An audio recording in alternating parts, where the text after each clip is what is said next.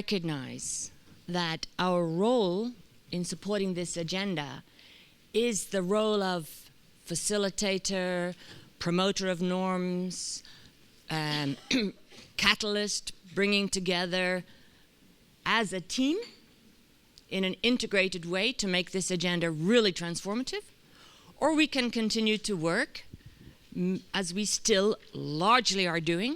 We come together to talk about joint programming, and then we go back and we work for our single agencies and we focus on our single results and our single products.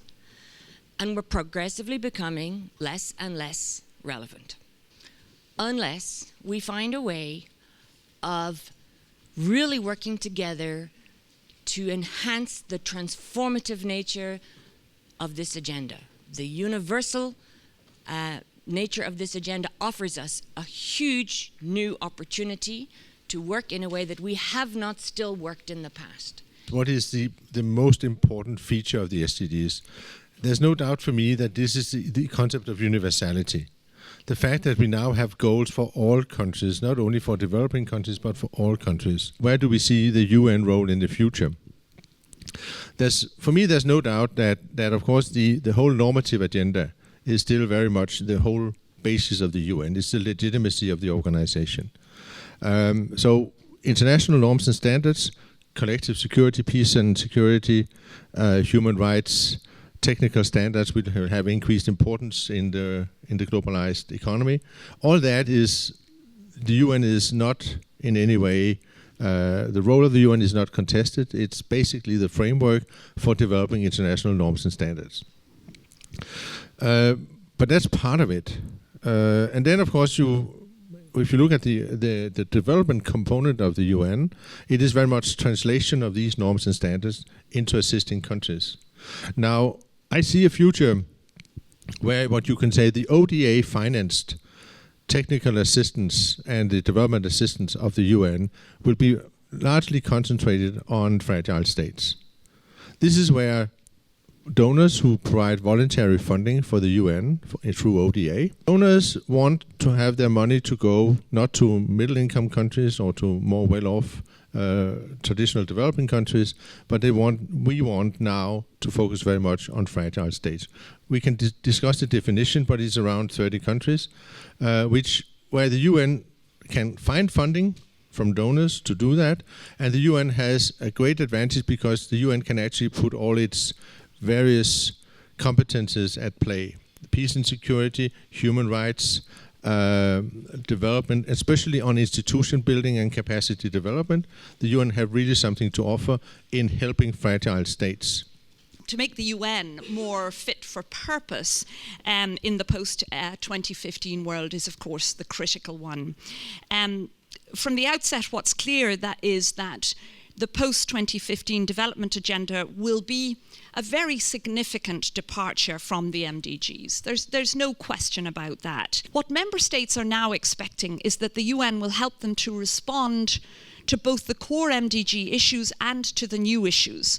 This will probably require the developing of new modalities, adapting to different functions and mandates, and scaling up, significant scaling up of expertise in certain areas, such as environmental protection, governance, and inequality. For the UN and its credibility, if you, the resident coordinators and the development practitioners, are not pushing this agenda forward in an organized, clear, concise, and seriously implementable manner, then states are going to find themselves more and more reluctant to support. What you need to do is to convince us, member states, as opposed to, I'm obviously speaking as the Irish ambassador, that you need to convince us more and more that you are the partners that we need to continue to contribute to in order that you can carry out and implement these goals once they are agreed. We look up to the UN to play a key role in supporting the governments in terms of, first and foremost, transforming these SDGs, once they're agreed upon, into workable action plans at the country level. And the countries would definitely need the support and the expertise of the UN to do that.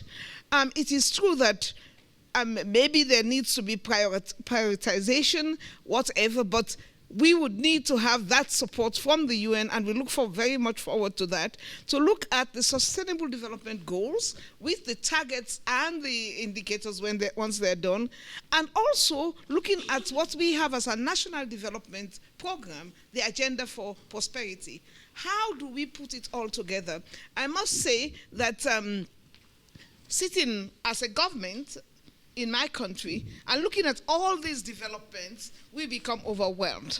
And we would really need to have the United Nations organizations that we are closest to, we know, we work with, to help to put it all together and make sense of it in terms of how we move forward. So that is something we would very, very much look forward to UN support for.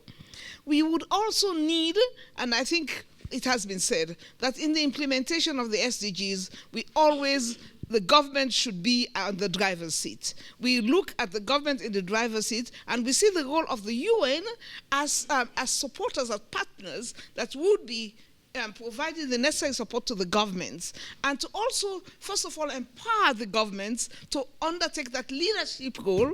We would need training, capacity building, etc. This is also something that the UN could do in terms of looking at what mechanisms are going to be put in place and making sure that the government's personnel receive the necessary training and the capacity to be able to cope with the leadership roles that they're expected to play in the implementation of the SDGs.